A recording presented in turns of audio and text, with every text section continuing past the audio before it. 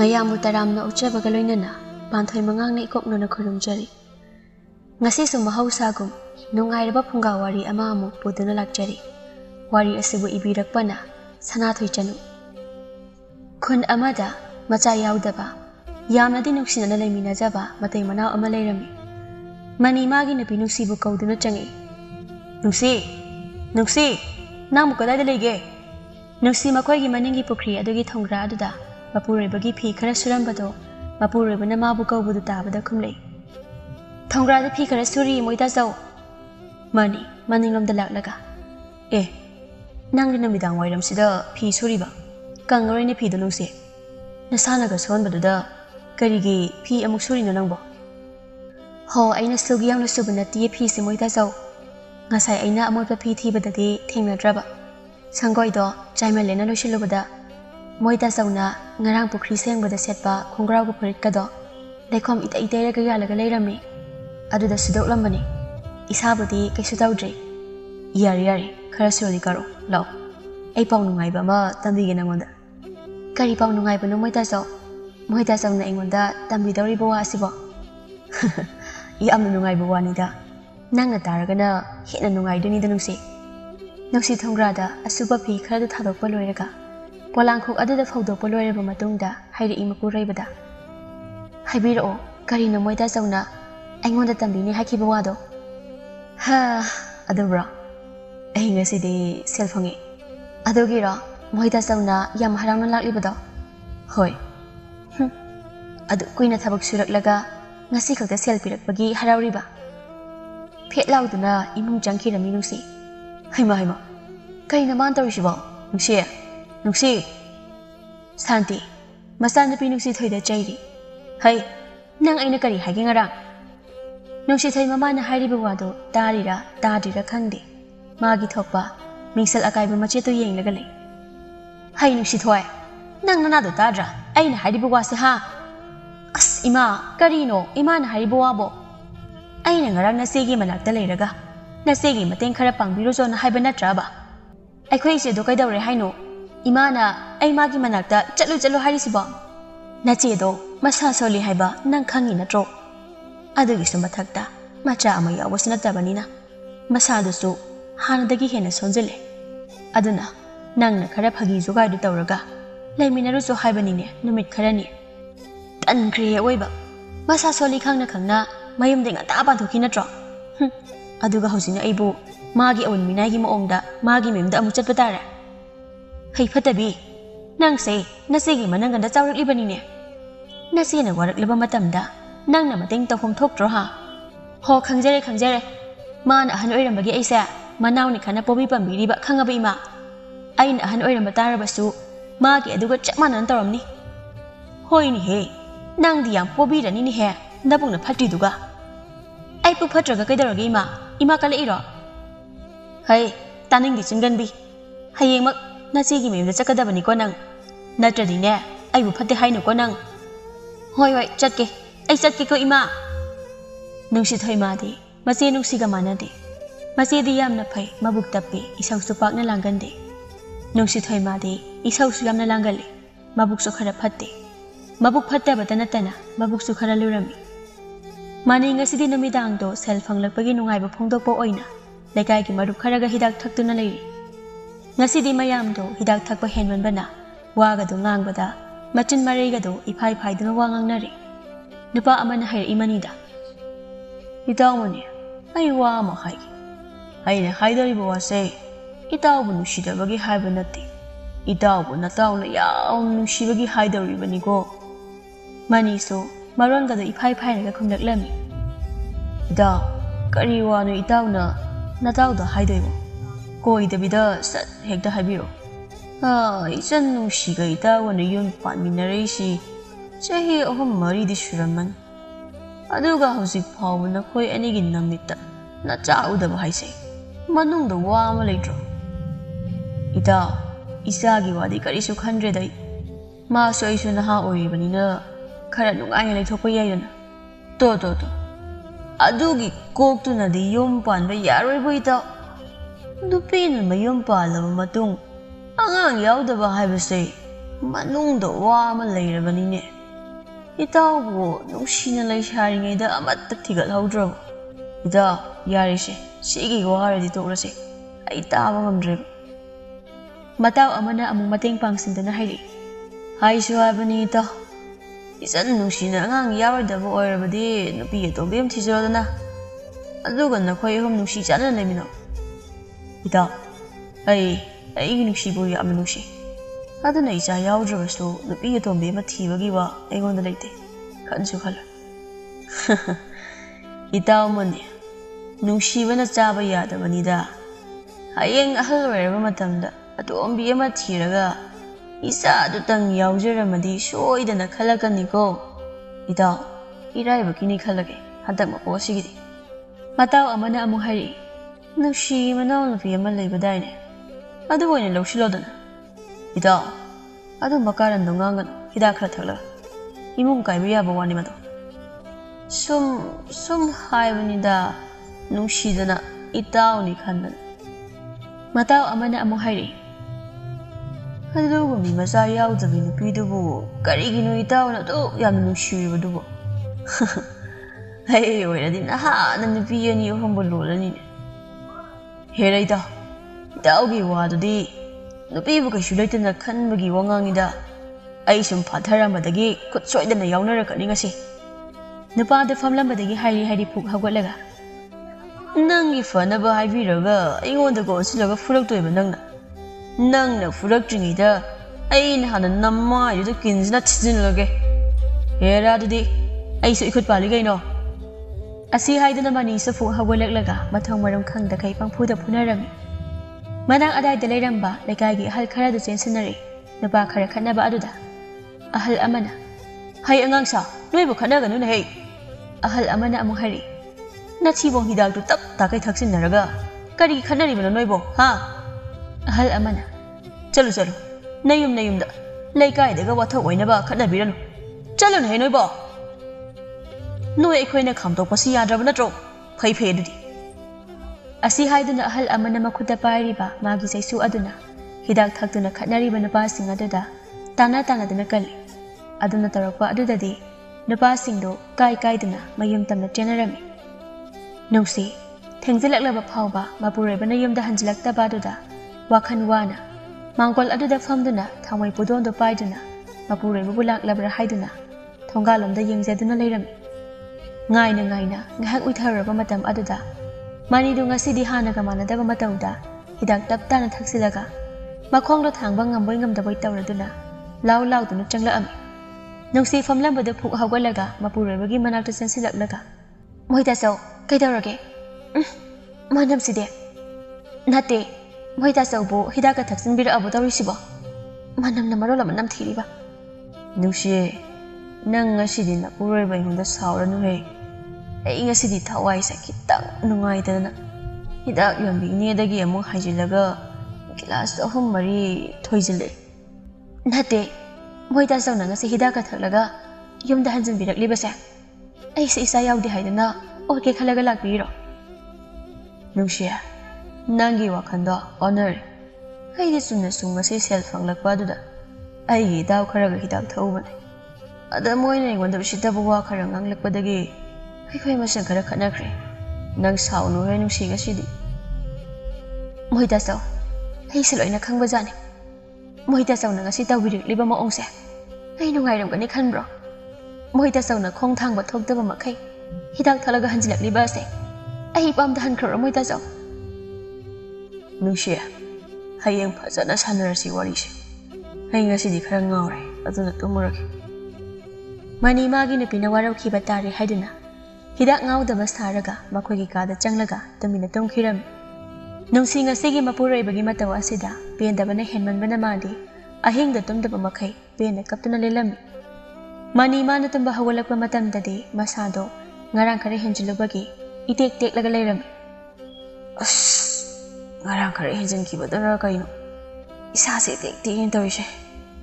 Nungsina kadongdong chakre. Nungsi mapureibana kauribado tarabasuta sanada chak thonglibado tumin adum mangduna thongli. Mani nungsibu koithi thiraba matungda saksangda changsilaklam. Maduda uri magi nungsina mangduna chak thongduna leiribado. Mani hanagum karisu khandana hairi. Kaidarage nungsi nasado tuk tharade. Chakto kharthuna loiselu. Ai thabak chatoin. Nungsi mapure babu sauri bani haiduna wa karisu khumlakta. Chakto loisinaba tawi. Nungsi nangbu kaidarage nasagam dabro. Nungsi sarunana khumlaklami. Kashu tawde. Mani haujita de khanglakle magi napi nungsina sauri bagi maram. Aduna magi napi bu saudana ba theme. Nungsi saurno ai soikhre ngarangido. Matungda nangna saugada ba thabak amata tawrege. Se nungsi saurno se. Moita saw. Nang napi atombi ama thige hairaba so thiro. Ai kiso haire matuda. Andabu madoki mahut. Moita saw na namitang di hidang hauduna hansilakpado. Adudi ay kaagduna laibang amde. Nungsi kapkano say. Ay nungaiti mo nang nakapuuba say. Ay langkreba ngarang hidak talakpagidi. Matungda amukha na tawara haidana iso. Moita saw na iba nungsi bagidamakta. Ay ngonda iyam sidagi chakro haibang amdrabaso. Ngarang moita saw na uliba maong aduna. Adum kang mangam.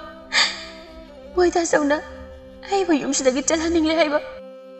As nungsi nang sidi pura angang usaga manahe. Ay matungda mo hana tawara haidana. Moita saw na iba nungsi ba henman bagi. Ay ngonda tina nga ang mangamda na tawad pa se. Ay laso moita saw butadang pangamda na bagi. Masa mo oheli moita saw. Mani, nungsi bo sauda na ba kana themjali. Nungsi sumapure bagi pukchal khangbana ngahak sauramba do sa phakirami. Makoy ani hanagum hara amuk laiminarami. Santi macha nupi atombi nungsi thoibu machegi manakta thilunaba kana loisili. Nungsi thoi su machegi mayumda chatpa aduda mina phajai hairaknabani khanduna machan taba makhai keri. Santi loisinba loiraduna thawraklaga haira nungsi thoida. Nungsi thoi nangbu loidribro othok yamna kekhridako. Ibema nangse ngasidi. Chattawribase kumhai yawba natiye nachegi mayumdane. Lori ma. Isegi mayum oirabasu aikhoina chattawribase laikai lalaga chattawriba hanubina khangponte. Khangkhrida ko ichadi. Athiba mina khara khit maheli haibani kebase. Aduna oiba taye nachina sungke kede. Khara thiba nangna machum takai kerisi hehe. Ima adumaina gadi hairakanu da nangsu. Nasana pina khara phajabi heli haidana. Phagi tawbanida lao san garido phangdaba tare am. Hoi. Santi amadi nungsi thoi machagi mayum tamna san gari tongduna lai. Laikai ama lairabadi afabasu laigani phatabasu laigani haibaduni. Aduna laikai adugi miwa ngangnagandi mau khara punsinduna. Nungsina macha yaudabagi maramda miwa ngangnaduna lairi. Mau amana hairi. Hai noibu ngaikhone. Sakhi aibu yangwa pawa ama lairi ne. Kai wano isena wa ama lairi haiduna ite. Nate magi manigi nupi nungsi haibido. Mayum panba chahi ahum pharaklaba phawbada macha amatta yaudri haine. O adugi waduro isena wa ama lairi hairise. Adudi kuireda khangba ikhoidi. Ise ngasi ngarang tagi wa natre. Jaji olabu wa phamni. Adubu haiba. Kamai tawri jana moigi do boi nausa. Khangdeni che. Aikhoi su moigi imungi warise. Kokku ngauze haiba. Mau amana amu hairi. Tamani nade angang yaudrabasu kaisu kaide. Magi de ise nungsina. Magi manakta tekta kaiduna leirabadi yare haibani. Is magi wadudi yam nuksina kibai mawangni ne ha. Nuksi dabana nare aidi. Moi mate manausi. Mau amana amu hairi. Hoini iche. Ai suni. Moi mate manausi nuksidrise. Moi ani mangai. Laikai asida nuksina na leise. Chabok tabi harisini. Mau amana amu hairi. Inao. Nangna nasado chahi khuding chabok phabi yenbi gumpok labanina mi se okhakti nokna rehe. He reise. Ise gidadi wakai yaurida. Saukinu inao. Ise na nungsidana. Asengbado haibani ko tathau. Makoina wari sanariba pumbado manina thabak tholakpada loina taram. Aduna mani. Mausing aduna sanariba wari du taraga tumina leiba ngamdraduna. Manak arai da leiramba mayai oirap chawba chai ama khullaga. Koitan tanaduna chaiduna phangba mi yaurabasu chai adu charami. ꯈꯪꯕ꯭ꯔ ꯅꯌꯨꯝꯗ ꯊꯕꯛ ꯏꯪꯈꯥꯡ ꯇꯧꯔꯨꯒꯦꯗꯤ ꯂꯩꯇꯦ ꯑꯗꯨꯒ ꯁ꯭ꯋꯥꯏꯗ ꯐꯝꯂꯒ ꯃꯤꯒꯤ ꯏꯃꯨꯡꯒꯤ ꯋꯥꯔꯤꯒ ꯁꯥꯟꯅꯔꯒ ꯃꯤ ꯋꯥꯒ ꯉꯥꯡꯅꯔꯗꯅ ꯑꯌꯣ ꯁꯤꯔꯦ ꯍꯩ ꯀꯔꯤꯅꯣ ꯃꯅꯤ ꯉꯥꯎꯕ꯭ꯔ ꯅꯪꯕꯣ ꯆꯩꯗꯨꯅ ꯑꯩꯈꯣꯏꯗ ꯀꯜꯂꯛꯂꯤꯕ ꯑꯗꯨꯕꯨ ꯍꯥ ꯃꯧ ꯑꯃꯅ ꯑꯃꯨꯛ ꯍꯥꯏꯔꯤ ꯅꯥꯕꯅ ꯁꯤꯔꯦ ꯑꯩꯁꯨ ꯏꯆꯦ ꯈꯨꯠꯁꯦ ꯆꯩꯅ ꯄꯥꯟꯕꯗ ꯇꯪꯈꯠꯂꯒ ꯂꯩꯔꯦ ꯀꯃꯥꯏ ꯇꯧꯗꯣꯏꯅꯣ ꯁꯤꯕꯨ ꯏꯆꯦ ꯈꯣꯡꯁꯤꯁꯨ ꯊꯥꯡꯉꯒ ꯆꯦꯟꯕ ꯌꯥꯗ꯭ꯔꯤꯅꯦ ꯇꯧꯔꯤꯁꯦ ꯁꯖꯤꯡ ꯍꯧꯖꯤꯜꯂꯛꯇꯅ ꯑꯩꯍꯣꯏ ꯏꯃꯥ ꯅꯥꯏꯅꯦꯍꯦ ꯃꯇꯧ ꯃꯥꯟꯗꯕ ꯃꯤꯅ ꯐꯨꯔꯛꯄ ꯑꯁꯤꯁꯨ ꯃꯧ ꯑꯃꯅ ꯑꯃꯨꯛ ꯍꯥꯏꯔꯤ ꯏꯆꯦ ꯅꯪꯗ ꯅꯠꯇꯦ ꯑꯩꯁꯨꯅꯤ ꯀꯨꯏꯅ ꯐꯝꯃꯟꯕꯒꯤ ꯈꯣꯡꯁꯦ ꯖꯤꯡ ꯂꯥꯎꯔꯒ ꯂꯩꯔꯦ ꯃꯧ ꯂꯝꯖꯦꯟ ꯌꯥꯡꯕꯤ ꯈꯔꯗꯤ ꯃꯅꯤꯒꯤ ꯆꯩ ꯆꯥꯕ ꯅꯪꯍꯧꯗꯅ ꯆꯦꯟꯈꯤꯕ ꯌꯥꯎꯔꯕꯅꯤ ꯆꯩ ꯆꯥꯍꯧꯔꯤꯕ ꯑꯁꯤꯗꯤ ꯀꯨꯏꯅ ꯐꯝꯕ ꯍꯦꯟꯃꯟꯕꯒꯤ ꯃꯈꯣꯡ ꯁꯖꯤꯡ ꯍꯧꯖꯤꯜꯂꯛꯄꯒꯤ ꯆꯦꯟꯕ ꯅꯪꯍꯧꯗꯕꯁꯤꯡꯅꯤ ꯃꯅꯤ ꯅꯨꯄꯤꯁꯤꯡꯗꯣ ꯇꯟꯈꯥꯏꯕ ꯂꯣꯏꯔꯗꯨꯅ ꯆꯩꯗꯨ ꯅꯥꯀꯟꯗ ꯂꯪꯊꯣꯛꯂꯝꯂꯒ ꯂꯥꯛꯏ ꯍꯦ ꯍꯧꯖꯤꯛꯇꯤ ꯈꯪꯉꯝꯃꯅꯤꯅꯦ ꯃꯤꯒꯤ ꯏꯃꯨꯡꯒꯤ ꯋꯥꯗꯣ ꯅꯊꯧ ꯂꯩꯇꯈꯩ ꯃꯤ ꯋꯥ ꯉꯥꯡꯅꯅꯤꯡꯕꯩ ꯆꯩꯒꯤ ꯃꯍꯥꯎꯗꯣ ꯈꯪꯉꯝꯃꯅꯦꯕ ꯎꯁꯤꯠꯇꯕ ꯁꯥꯗꯅ ꯃꯧ ꯑꯅꯤ ꯑꯍꯨꯝꯗꯣ ꯃꯅꯤꯅ ꯆꯩꯅ ꯃꯈꯣꯡ ꯈꯨꯕꯣꯡ ꯑꯗꯥꯏꯗ ꯀꯜꯂꯝꯕꯒꯤ ꯆꯩꯅꯥꯗꯣ ꯈꯥꯡꯂꯒ ꯁꯦꯛꯇꯨꯅ ꯃꯌꯨꯝꯗ ꯆꯠꯅꯈꯤꯔꯝꯃꯤ ꯅꯨꯡꯁꯤ ꯃꯪꯒꯣꯜꯗ ꯈ꯭ꯋꯥꯡ ꯐꯤ ꯁꯥꯗꯨꯅ ꯂꯩꯔꯤꯉꯩ ꯃꯃꯥꯒ ꯃꯅꯥꯎꯅꯨꯄꯤꯒ ꯊꯣꯡꯒꯥꯔꯣꯝꯗ ꯆꯪꯉꯛꯄ ꯎꯕꯗꯨꯗ ꯐꯤ ꯁꯥꯔꯝꯕꯗꯣ ꯂꯦꯞꯂꯒ ꯏꯃꯥ ꯂꯥꯛꯏꯔꯣ ꯍꯣꯏ ꯂꯥꯛꯏꯅꯤ ꯏꯃꯥ ꯅꯅꯥꯎꯁꯦ ꯅꯪꯒꯤ ꯃꯇꯦꯡ ꯈꯔ ꯄꯥꯡꯅꯕ ꯍꯥꯏꯗꯅ ꯊꯤꯜꯂꯛꯂꯤꯕ ꯌꯥꯝ ꯐꯔꯤꯗ ꯏꯃꯥ ꯑꯩꯁꯨ ꯌꯨꯝꯗ ꯂꯥꯛꯂꯒ 이마다 하게 칼람바니 한닥시 아두 강다나 이마나 틸라바니 헥다 능시서이 사우닌나 마치다 하리 이세디 이사 설라가 가이기노 타바듬 소리도바 아리 센타나바 타바감 따위 능시디 마나우기 와두도 녹라가 컴레이 이사 설라소 타박디 수다바 야디 토이 이세나 틱틱 피 사라가 나타이기 마땡 빵비트라바디 가나나 빵비니 나타이소 양와자라바니 아드나 이세소 함든 라이톡 빵감디 이세게 대가 망아이레 얌누시나리세 하이 누시 토이 야레 나세다 난기 하우나비 나친 컴비도 따우라노 아이 따바 와레 와니 이마디 농시디 마나우누피나 마나 ngang 와다 마신 컴바도 가리수 칸자람데 마치 오이바기 에도 하이자리바니 오이나자리바니 칸제 아두나 녹라가 하이레 이마마다 이마 강비우라노 토이다모 사우크라바디 템보와나네 이마이바니야모 아두니 이제 이세게 도마이나 이마세 gian 따다바니 카라 하유 이마다 gian 따와나 하이게 이마다 이제나 하이게 ngaihak mama macha ahomdo wari watai ngihak tawraba matong santi macha nupi anida hairaklam imagi nusi ima so halage nanaw gane tathok tasin tawraga leminaro matam kharadi nasaduna khara nungairaaga ima nanaw bu lawba amuk laklage hoi ima aina thilaklabaso thilaklage makhoi mataiga hoi aduna tawrabaso kaidi ihe imadi hobe tawbada nangi hinjang nabi khara hekpirake khanbado काउदना हेलक्ट्रेदना इहारिदा इमा कोना थoi थिलकपदा ओइना हेकपिरो आइनासो आइखोगी हिंखोल असिदा आइना ngamba kanda tek mana masing khara thajinbani kaithaldagi sum leirabadi moida jawsu warani haidana hoi phai isana tawriba adusu nangna ngamliba makhaidi mani gi mateng pangbiyu magi thawai nungai tanaba tawganuko imagi bemanusi hoi ima नुक्सी थोइदी ममागा मचेगा की वारी तुदा तानिंग दबना लोइरबनी अदुना हाइरे मसक्तु सुगतलगा इमा इचे यारि लुइसलनगी वारीदो ऐ ताबो वारीबा इमा नंसु hello थेंगे यम यौबदा नुमि तारनी होय चलगे इमासु तानबु तानसिलइने मानु मपु सादना Imangi नुक्सी इमा चलुखिगे नसिन नाव फजना इरेंजना लेमिनोको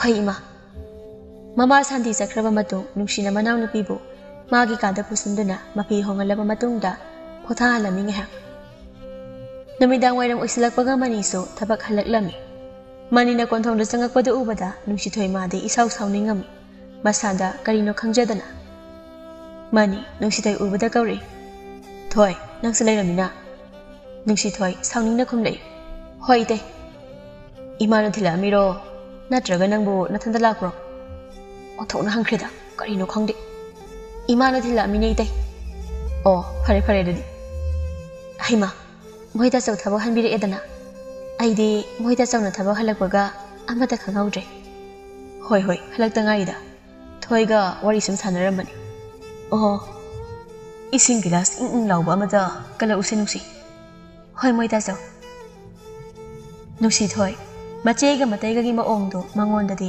ꯃꯉꯣꯟꯗ ꯀꯔꯦꯝꯅꯔꯤꯕꯅꯤ ꯍꯥꯏꯗꯨꯅ ꯈꯜꯂꯝꯃꯤ ꯃꯥꯅꯤꯗ ꯑꯃꯨꯛꯁꯨ ꯃꯃꯤꯠꯅ ꯐꯜꯂꯞꯁꯨ ꯌꯦꯡꯂꯛꯑꯝꯃꯤ ꯃꯣꯏꯇꯥꯆꯧ इसिंग हाइदो सिदा लेजरेसे कदर अस ओंथोकना हाउख्रदि सिंग सिदि वखन गसे इंग हेक लावे अदो मोइताचौ ngasi अखोइ थोइ लाकपगी हिंजांग अहाउब अमा पिजबिसे होय अई पुख्रीदा जोम चाइथौरगा कैथेलदा थोलगा लेयुरगे थोंबा थाकपा तौनबदुना नखोइ अनिना सिंजिलगा थनमलो होय मोइताचौ असमना मंगोल अलदा फमलगा वारी सनादना लेरिङै ngasai manina chaina kankiba nupi ahum adugi nupa singdo yam sauna changlaklam aduga sauna hairi ingambana haimani nangna karigino aigi nupida chaina maram taba makai fura idiha lembana amu hairi hayo karigino mani nangna aigi nupida chaina fura ido magi nupa ama isau sauna leiri base nang kari oino iha basantana amu hairi tumi leinu ne mani sasat hairone अखोई से थबक लेतब मी ओइना उब्र नंग हा मानी मागी नुपी नुक्सिगी ममांगदा वासे हाइदी हाइनिंगदबनी adobo हाइदबदी यादबना हाइरि दादा इतै मसिंगदो अइना चैना कन यावना कनखिबा नते मखोइना मथौ इरेरि तखै अइगी इमुंगी वारी सनरबगी अइना साउदुना चैदु पाइरगा हाइरगा तांखिबदा मखोइना चेंदबि लेबदगी पांखिबा ngaktani ngambana नतै मनदे अदुमाइना हाइरिदमनी दादा तादना थाजबिद्रगना इतै मदु पुबिरो अदुगा वादो सेंनेक्ता ngangnasi लेम्बना मुहाइरि होइने इखोइ नुपिनसु असुमाइना मत हाइरक्तिनि बसंतना हाइरक्ते नतै मना नंगना हाइरिबा दुमाइना अमत हाइरक्ते नतै मदु यारक्ट्रेना नंगना सेमजन साजलगा हाइबा नट्रो हा तादा अइदि हाइजरिबसनि तादा होइना थाजबिद्रगा इतै महुमदो पुरगा लाक्पिरो अदुगा वासे लेखाइदाना ngangnarasi हेरा मनी नंगी वादु यारिदा ताद लेम्बना लेमनिङै ताद बसंत लाक्पगी वखल पुनिंगदो इरांग लांगना लेरिङै ताद ngambadagi इतै mana ngamna लेरिङै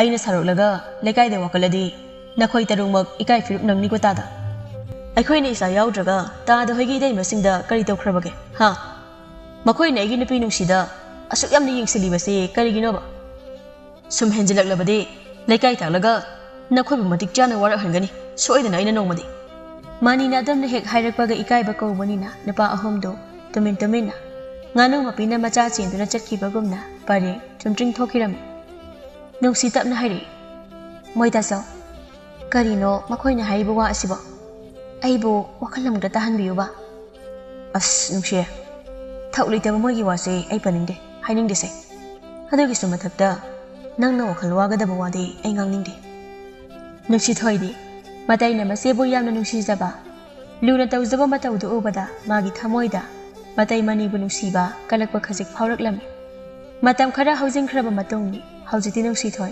hadanga manatre mache gumna wang hangbada tapna ngangba thabak ama tawbada masedagi tadanaba maongda hotnaram nongmagi mataibu magi oinaba langkaya amasu thakpa hauraklam adubu mache amadi mataidi mana tawriba pumbado karisu khanglamde hanagum phan adumak khanduna leirami nungsi ngasidi lekaigi mamanabi amagi lohongba chatkirami yum aduda lehoriba haibabu nungsi thoiga maniga khaktani nungsi thoi ngasidi magi apamba asi matai manigi mafamda hongdoklagi khalami aduna masigi kada tumina changlaklami aduga kauraami itai mani tumlaga leirambado nungsi thoina thajadana makhoigi kada changlakpa aduda phuk hawatlaga kaidare thoi kari haningi tei danangbo nungsi thoi mikup sida masadagi ikaiba pumba swai mangkiram magi apamba si haihawraga loire khalladuna wadu ikaidana sat hairaklam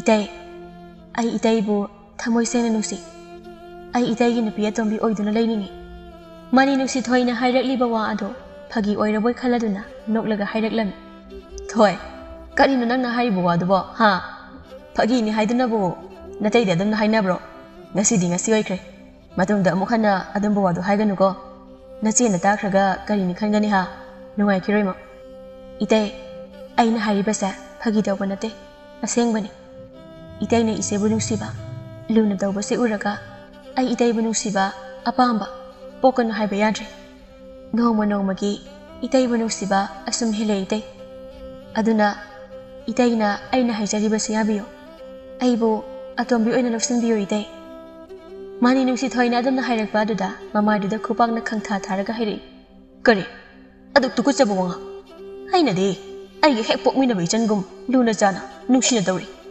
aduga nangna de adu hangoi tukucharabu wakhan itai aina hariba wasa chanaba yabu afamni ai chanaba yadaba wadi haikide itai atai lekai desu machin manau animak lawba nupa yamna le mina adu lujadaba thabuk tu tawraga aina matau tamgadaba nate thokor chalo kasidagi chalo itai ai itai bu yamna nuksi haiba nuksi batanate yamna sukale itai na iseda luna dawbada uraga ai ke wai khangbra mani sauna nuksi thoigi makhut khudang do pairaga makhoi gi kadagi singtholaga thamlaga hairi aduk tukachabali chato aina chakadaba nate khanglidana handhalaki sana ngasidi nuksida nangi asengba saktam singdo aina loina magi mahumda uthokani itai karigamba itaina ngasi isegi mafamda aina haribo asa hek khangalaba chak tahu haplaga pijaduna isebo hatkani ngasi aina asi hayamdana nuksi thoi magi kada changkhiram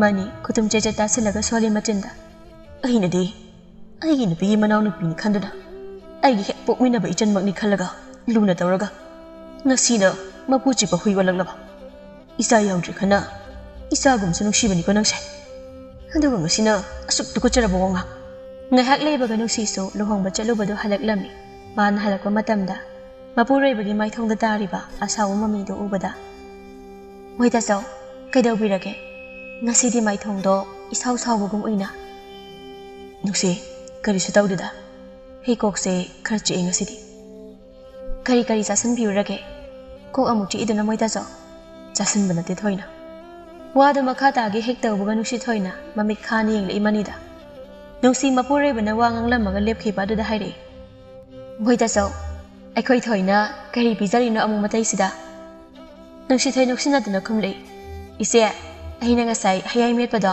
khara pizza ba itai sai ada itai so hawi haidana phaniyam na chasin khribani adugi oiramni mani nusi thoi gi wadu da masu sauni yingi nusi thoi di mani gi matau du da nakhe tawduna noksili o aduna ni dana natai na makok chili ba side thoi ngasidi isi wa haige munna taw ko natai di ne haise kaya haina dabani hai ama hekta oire basu masung machet amambu cha seluraba ahing du dagi adum nare nusi thoi masegi wadu da nokning dana noklaga khali makok manunga du da aina ngasi pizari ba hayesina punsi sopa hei buning singduna leiraga da ba hai amet pani ihe aidi ikaw bukaurori ngasai do ima su luhong modala ami thengena changaktrabagi wani oh ije ado imana ne hayeng se nang lawalak lagi hairambani aina de matam kharaga lekhi sanu haibani yadre imana khara leraga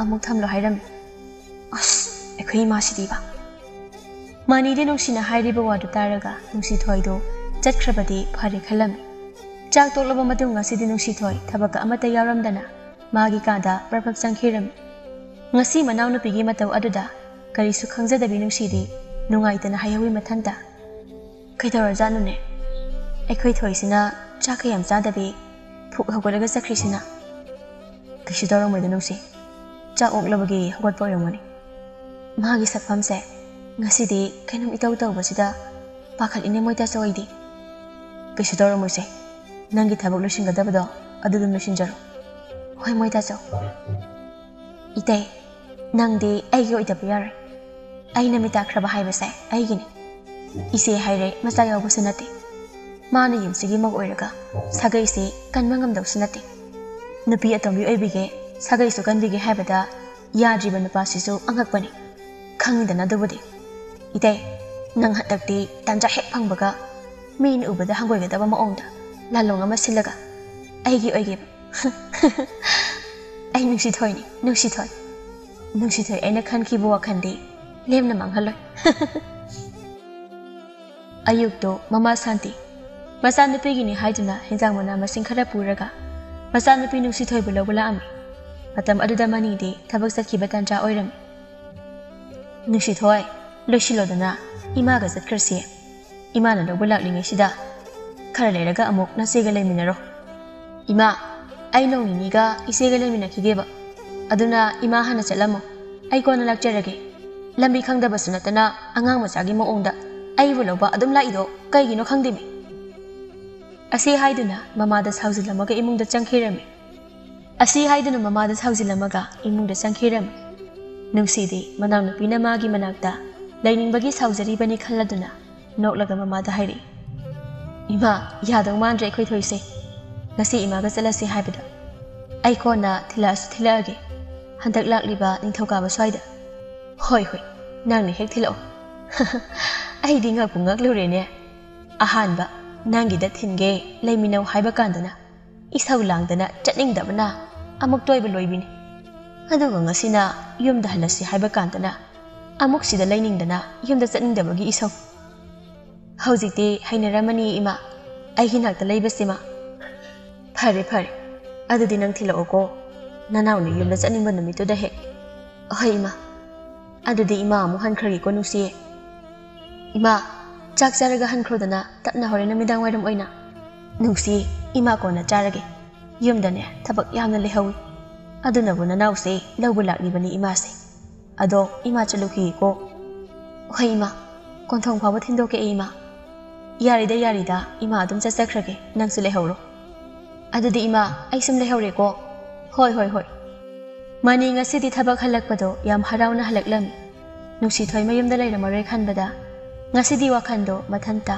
पंगदसु नंगाइजरम मानी ना हराउना लाकपदो लातना नुसी थोयनसु उरम अदुना उसितना नोकलगा मथंता अंगावबिगम हाइजे इतै नंगनदे ऐ सतलमनी ना हराउजरिदा ऐदि लेरि हौजिकसो इतैबो अयि ओइबा फंग्रि फावबा यमसिदगी हल्लोय सुंगन नुसी इसिंग glass अमता पुथोरओहे नुसी थोइना मानो ओइना कल्लगा पुथोर अमि इसिंगदो से इतै इसिंग हाइदो सिदा लेरे इसीदी हायिंग सागैगी चाक्लोंग कटपले हाइदुना हवाई चिंवाई मनबा चखि मानी हरारंबा सकफामदो खंगन हंजिंख्रगा साउना हाइरि नंगना कलको इसिंग ऐ थकनिदे गाय खंगदबि नुसी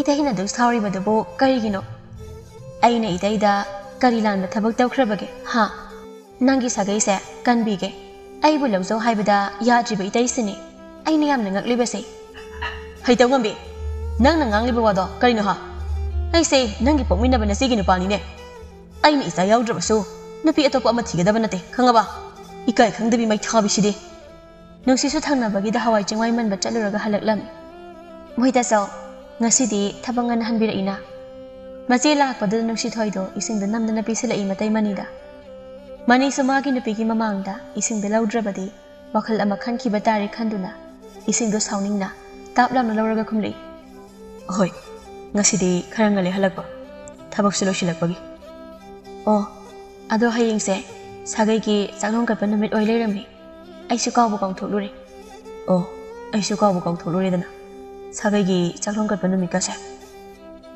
नमित खरानी हौजिंग ख्रबा फावबा नुसिथोय माना ngairikliba tanja asidi phanglamde aduna mamba sando khoirang khoi saunarami yamna mana amuka hena saunlibagi maramdi masega mataigana nungsina wari watai sanaduna leiba asina magi khwaidagi sauningbi haibado oiram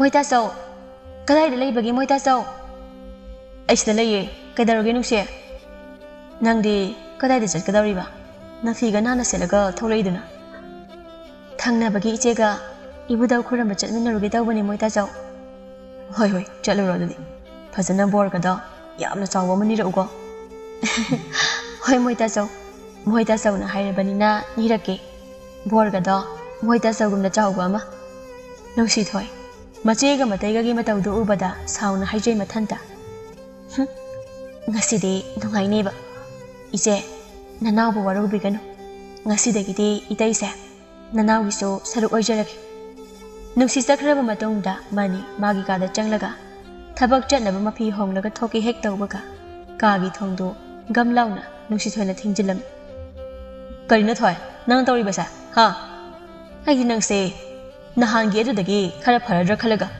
nongmo gi kaiba khangdaba sum henjelai base karigino ha nang sa se nupi na kawrba nang adugam ni kaiba khangdi duba ha He dai dai, adu di hai ni dai dai su. Ai khoi sa nupi ni hai duna. Ai khoi na pa ma posak amata ikai duna leiring ai phangda ba tari ne dude. Wa ngang duna nusi thoi do sumasum mani gi manak ta changsilai. Mani nusi thoi na adum na tarak pa duda masa do pai ra lak dana khangin inki. Nusi thoi pian khok adai da tu sim duna tai. Mani na adum na tarak pa duda sauning na masa da yeblak pa thang suri do puthok laga mani de ki helai. Itai nang asimak ai bunagi na pi oina lakselo. Natrabadi ai na pari ba thang suri asina itai ba thinduna hatkani. Thoi karina nang tawri ba sibo. Ai khoina luna chana tarubugi mahiro. Nang asi ai khoi da uli ba mo ngase. Ai khoi di nang sa inau ni ichan ni bu khankida bane. Isa gumna luna chana tawki bani ko. Ai game khang de itai. Ai gi hai ba bu itai ba yoi ba si khaktani. Ai na khali ba hai ba bu. Asi haiduna tamna tamna sangsila inung si thoi.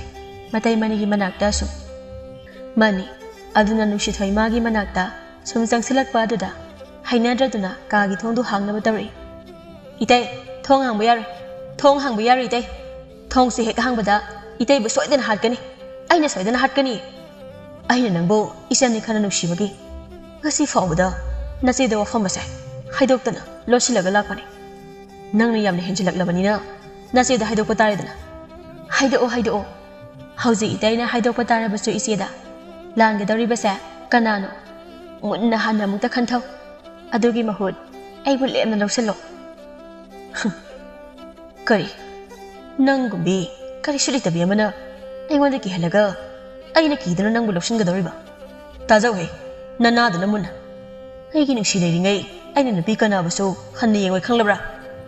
Asi haiduna mani na thongdu hangi hek tawbaga nusi thoi thangdu pairaga mani na thongdu hangki dana ba makhoi ani mukna bada soibadagi mani da thangdu na thinkiram thoi nak mangna ibu thang na thilabako asi haiduna mani laimai da tharo onduna thang na thilakpagi chaina do khangduna leiram ima ai mi hala ima ai kai tau ani hose atudi ai tau sinarake ai na hat pamanda ba ai ki isa se kanjana ba ngak thokjana ba hotna ba da soibadagi thangna thinba mana ba maongda asamna leiringai tanja aduda maje nungsido mana ngasai lai khuram ba chatpada puna ba heklam ba leido kauram le haiduna lawba janglak lami ngang duna masege khonja ta ba da nungsi thoi man lili ba phurit adugi pambom do segairaga kagi thongdu su hangthoklaga kasin amada tasinduna kapsina duna leirami kadai da leina khraba janu moita jawga thoiga duna thongsina thawak phakai hangtoklaga thamlamaga mani magi na pinusi gi khonja tabda wana kaujari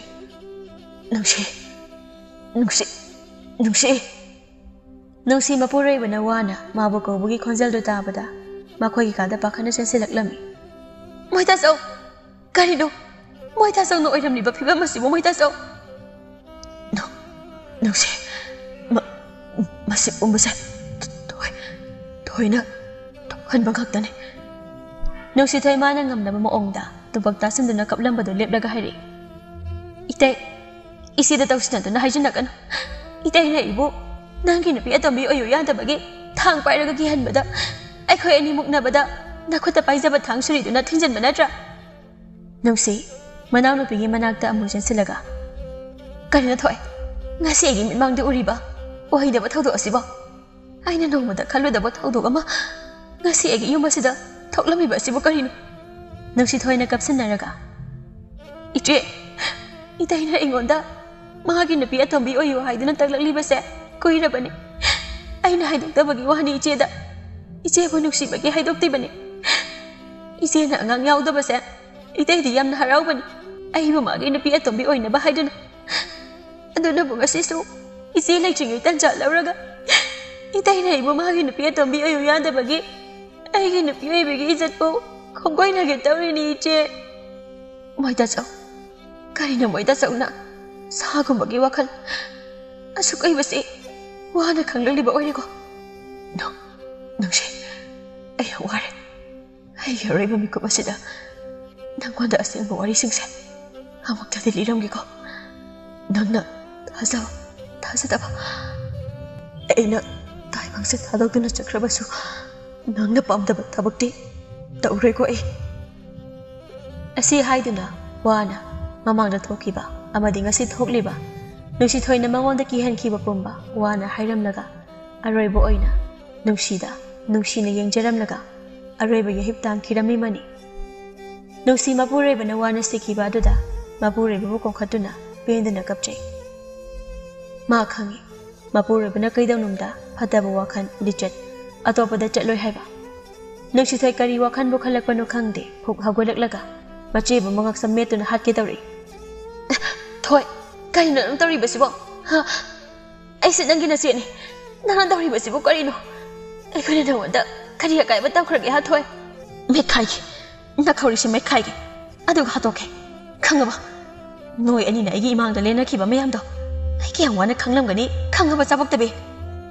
ꯊꯣꯏ ꯑꯩꯈꯣꯏꯅ ꯅꯪꯕꯨ ꯏꯆꯥꯒꯨꯝ ꯅꯨꯡꯁꯤꯅ ꯇꯧꯔꯨꯕꯒꯤ ꯃꯍꯩꯔꯣ ꯅꯪꯅ ꯉꯁꯤ ꯑꯩꯈꯣꯏꯗ ꯎꯠꯂꯤꯕ ꯃꯑꯣꯡ ꯑꯁꯤꯕꯨ ꯃꯅꯤꯒꯤ ꯃꯌꯨꯝꯗ ꯃꯤ ꯀꯞꯅꯕ ꯍꯧꯅ ꯋꯥ ꯉꯥꯡꯅꯕ ꯇꯥꯕꯗꯨꯗ ꯂꯩꯀꯥꯏꯒꯤ ꯃꯤ ꯃꯌꯥꯝꯗ ꯆꯦꯟꯅꯔꯛꯏ ꯅꯨꯡꯁꯤꯊꯣꯏꯅ ꯃꯆꯦꯒꯤ ꯃꯉꯛꯁꯝ ꯃꯦꯠꯂꯒ ꯂꯩꯔꯝꯕ ꯑꯗꯨꯗ ꯃꯌꯥꯝ ꯆꯪꯗꯨꯅ ꯆꯤꯡꯊꯣꯛꯅꯔꯝꯃꯤ ꯂꯩꯀꯥꯏꯒꯤ ꯃꯧ ꯑꯃꯅ ꯍꯪꯉꯛꯏ ꯅꯨꯡꯁꯤꯊꯣꯏꯗ ꯅꯨꯡꯁꯤꯊꯣꯏ ꯀꯔꯤꯒꯤꯅꯣ ꯅꯪꯅ ꯅꯆꯦꯒꯤ ꯃꯉꯛꯁꯝ ꯃꯦꯠꯂꯤꯕꯗꯤ ꯑꯗꯨꯒ ꯅꯇꯩꯅ ꯂꯩꯃꯥꯏꯗ ꯊꯥꯡꯅ ꯊꯤꯜꯂꯒ ꯁꯤꯔꯒ ꯇꯥꯔꯒ ꯂꯩꯔꯤꯕꯁꯤꯅ ꯀꯔꯤꯒꯤ ꯑꯁꯦꯡꯕ ꯋꯥꯗꯨ ꯍꯥꯏꯔꯛꯎ ꯀꯔꯤꯒꯨꯝꯕ ꯑꯁꯦꯡꯕꯗꯨ ꯍꯥꯏꯔꯛꯇ꯭ꯔꯦꯗꯅ ꯅꯪ ꯂꯩꯀꯥꯏ ꯃꯌꯥꯝ ꯃꯃꯥꯡꯁꯤꯗ ꯅꯔꯨ ꯀꯣꯛꯂꯒ ꯈꯣꯡꯒꯣꯏꯅꯒꯅꯤ ꯈꯪꯉꯨ ꯅꯨꯡꯁꯤꯊꯣꯏ ꯃꯥꯁꯨ ꯈꯟꯊꯔꯨꯗꯕ ꯃꯤꯀꯨꯞꯇ ꯃꯥꯅ ꯇꯧꯈ꯭ꯔꯤꯕ ꯑꯔꯥꯟꯕ ꯄꯨꯝꯕ ꯂꯩꯀꯥꯏ ꯃꯤꯌꯥꯝꯒꯤ ꯃꯃꯥꯡꯗ ꯋꯥꯔꯤꯁꯤꯡꯗꯨ ꯑꯃꯠꯇ ꯆꯤꯊꯗꯅ ꯂꯤꯔꯝꯃꯤ ꯋꯥꯔꯤꯗꯨ ꯇꯥꯔꯒ ꯅꯨꯡꯁꯤ ꯃꯥꯒꯤ ꯊꯃꯣꯏꯗꯤ ꯃꯆꯦꯠ ꯀꯌꯥ ꯊꯧꯅ ꯀꯥꯏꯈꯤꯔꯝꯃꯤ ꯇꯟꯖꯥ ꯆꯥꯅ ꯃꯃꯥ ꯁꯥꯟꯇꯤꯁꯨ ꯂꯥꯛꯂꯝꯃꯤ ꯃꯌꯥꯝ ꯂꯥꯡꯅꯕꯗꯨ ꯎꯕꯗ ꯆꯪꯁꯤꯜꯂꯛꯑꯒ ꯍꯪꯉꯛꯏ ꯀꯩꯗꯧꯕ ꯌꯥꯎꯔꯒꯦ ꯃꯌꯥꯝ ꯂꯥꯡꯕꯤꯔꯤꯕꯁꯤꯕꯨ ꯏꯆꯥꯁꯥ ꯏꯅꯥꯎꯁꯥ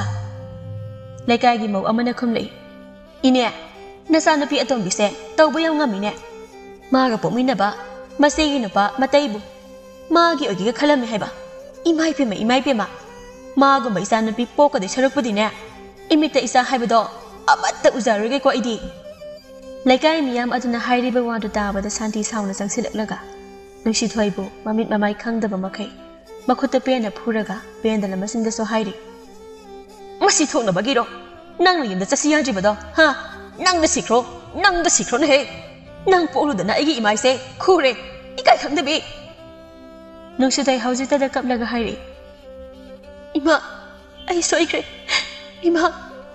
ꯏꯕ ꯑꯩꯕꯨ ꯑꯃꯨꯛꯇ ꯉꯥꯛꯄꯤꯌꯣ ꯏꯃꯥ ꯅꯪꯅ ꯁꯣꯏꯈ꯭ꯔꯦ ꯍꯥꯏꯔꯒ ꯅꯇꯩꯗꯨꯗꯤ ꯑꯃꯨꯛ ꯍꯤꯡꯒꯠꯂꯛꯈꯤꯗ꯭ꯔꯥ ꯅꯆꯦ ꯑꯁꯤ ꯀꯔꯤ ꯐꯤꯕꯝꯗ ꯍꯤꯡꯒꯅꯤ ꯍꯧꯖꯤꯛ ꯆꯩꯅꯥ ꯑꯃꯒꯤ ꯃꯊꯛꯇ ꯆꯩꯅꯥ ꯑꯃ ꯀꯔꯤꯒꯤ ꯍꯥꯞꯂꯤꯕꯅꯣ ꯅꯪꯅ ꯅꯨꯡꯁꯤ ꯃꯄꯨꯔꯣꯏꯕꯕꯨ ꯀꯣꯜꯂꯒ ꯀꯞꯂꯝꯕꯗꯣ ꯈꯪꯍꯧꯗꯅ ꯂꯦꯛꯊꯔꯛꯂꯝꯃꯤ ꯃꯌꯥꯝꯅ ꯏꯁꯤꯡ ꯊꯥꯗꯨꯅ ꯂꯥꯛꯅꯔꯕꯁꯨ ꯅꯨꯡꯁꯤ ꯃꯥꯗꯤ ꯑꯗꯨꯃꯛ ꯋꯥꯈꯜ ꯇꯥꯔꯛꯈꯤꯗ꯭ꯔꯦ ꯁꯥꯟꯇꯤ ꯃꯆꯥꯅꯨꯄꯤ ꯅꯨꯡꯁꯤꯕꯨ ꯀꯣꯜꯂꯒ ꯄꯦꯟꯅ ꯀꯞꯆꯩ ꯏꯃꯥꯒꯤ ꯅꯨꯡꯁꯤ ꯅꯪꯁꯨ ꯅꯄꯨꯔꯣꯏꯕꯒꯤ ꯃꯅꯥꯛꯇ ꯆꯠꯂꯕ꯭ꯔꯣ 이마디 ꯄꯦꯟꯈꯤꯗ꯭ꯔꯦꯗꯀꯣ ꯉꯁꯤꯒꯤ ꯊꯧꯗꯣꯛ ꯑꯁꯤ 이마ꯒꯤ ꯅꯨꯡꯁꯤ ꯂꯩꯀꯥꯏꯒꯤ ꯑꯍꯟ ꯑꯃꯅ ꯍꯥꯏꯔꯤ ꯅꯨꯡꯁꯤꯊꯣꯏ ꯅꯪꯅ ꯃꯤꯑꯣꯏ ꯑꯅꯤꯕꯨ ꯀꯩꯁꯨ ꯂꯩꯇꯅ ꯍꯥꯠꯂꯕꯅꯤꯅ ꯅꯪꯁꯨ ꯂꯩꯀꯥꯏꯗ ꯂꯩꯕ ꯌꯥꯔꯣꯏ ꯅꯈꯣꯏꯒꯤ ꯂꯩꯀꯥꯏꯗ ꯈꯛꯇ ꯅꯠꯇꯅ ꯊꯪꯅꯕ ꯂꯩꯀꯥꯏꯁꯤꯡꯗꯁꯨ ꯂꯩꯕ ꯌꯥꯔꯣꯏ ꯍꯧꯖꯤꯛꯃꯛ ꯂꯩꯀꯥꯏꯁꯤ ꯊꯥꯗꯣꯛꯂꯒ ꯆꯠꯂꯣ ꯅꯨꯡꯁꯤꯊꯣꯏ ꯃꯃꯥꯒꯤ ꯃꯈꯣꯡ ꯀꯣꯜꯂꯒ ꯀꯞꯄꯤ 이마 ꯑꯩꯕꯨ ꯑꯃꯨꯛꯇ ꯉꯥꯛꯄꯤꯌꯨ ꯑꯩ ꯀꯗꯥꯏꯗ ꯂꯩꯔꯨꯒꯅꯤ ꯃꯐꯝ ꯑꯁꯤꯗ ꯂꯩꯇꯅ 이마 ꯑꯩꯕꯨ ꯑꯃꯨꯛꯇ ꯉꯥꯛꯄꯤꯌꯨ ꯁꯥꯟꯇꯤ ꯅꯨꯡꯁꯤꯊꯣꯏꯅ ꯀꯣꯜꯂꯤꯕ ꯃꯈꯣꯡꯗꯨ ꯁꯠꯇꯣꯛꯂꯒ ꯍꯥꯏꯔꯤ ꯀꯅꯥꯒꯤ 이마 ꯀꯅꯥꯒꯤ 이마ꯅꯣ ꯑꯩꯒꯤꯗꯤ ꯏꯆꯥ ꯅꯤꯡꯒꯣꯜ ꯑꯃꯈꯛꯇꯅꯤ ꯑꯗꯨꯁꯨ ꯅꯨꯡꯁꯤ ꯍꯩꯇꯕꯤ ꯑꯃꯅ ꯍꯥꯠꯇꯣꯛꯄꯤꯗꯨꯅ ꯃꯃꯥꯒꯤ ꯏꯊꯥꯗꯒꯤ ꯁꯦꯠꯇꯨꯅ ꯄꯨꯕꯤꯈ꯭ꯔꯦ ꯑꯩ ꯅꯪ ꯀꯅꯥꯅꯣ ꯈꯪꯗꯦ ꯆꯠꯂꯣ 이마 ꯑꯩ ꯂꯥꯜꯂꯦ 이마 ꯑꯩ ꯂꯥꯜꯂꯦ ꯅꯨꯡꯁꯤꯊꯣꯏ ꯃꯥꯅ ꯐꯅ ꯍꯥꯏꯖꯔꯕꯁꯨ ꯃꯃꯥ ꯑꯃꯗꯤ ꯂꯩꯀꯥꯏ ꯃꯤꯌꯥꯝꯅ ꯇꯥꯕꯤꯗ꯭ꯔꯕꯗ ꯂꯩꯀꯥꯏ ꯑꯗꯨ ꯊꯥꯗꯣꯛꯇꯨꯅ ꯑꯊꯥꯞꯄ ꯃꯐꯝ ꯑꯃꯗ ꯆꯠꯈꯤꯔꯝꯃꯤ ꯃꯥꯅꯤ ꯑꯃꯗꯤ ꯅꯨꯡꯁꯤꯒꯤ ꯍꯛꯆꯥꯡꯕꯨ ꯂꯩꯀꯥꯏ ꯃꯤꯌꯥꯝꯅ ꯂꯩꯔꯣꯜ ꯆꯟꯗꯨꯅ ꯃꯊꯧ ꯃꯉꯝ ꯄꯥꯡꯊꯣꯛꯄꯤꯔꯝꯃꯤ ꯁꯥꯟꯇꯤ ꯅꯤꯡꯉꯝꯗꯅ ꯁꯣꯜꯍꯧꯏ ꯅꯨꯃꯤꯠꯇꯨꯗ ꯑꯩꯅ ꯃꯥꯕꯨ ꯃꯆꯦꯒꯤ ꯃꯅꯥꯛꯇ ꯊꯤꯜꯂꯝꯗ꯭ꯔꯕꯗꯤ ꯉꯁꯤ ꯑꯩꯅ ꯎꯔꯤꯕ ꯇꯥꯔꯤꯕ ꯃꯌꯥꯝ ꯑꯁꯤ ꯎꯔꯝꯂꯣꯏ ꯇꯥꯔꯝꯂꯣꯏꯀꯣ 이마ꯒꯤ ꯅꯨꯡꯁꯤ ꯅꯍꯥꯛ ꯃꯊꯪꯒꯤ ꯃꯄꯣꯛ ꯍꯥꯏꯕꯗꯨꯅ ꯂꯩꯔꯝꯂꯕꯗꯤ 이마ꯅ 이자ꯒꯤ ꯃꯆꯥ ꯑꯃꯨꯛ ꯑꯣꯏꯗꯨꯅ ꯇꯥꯏꯕꯪ ꯀꯨꯝꯍꯩ ꯁꯥꯟꯅꯈꯤꯁꯤꯀꯣ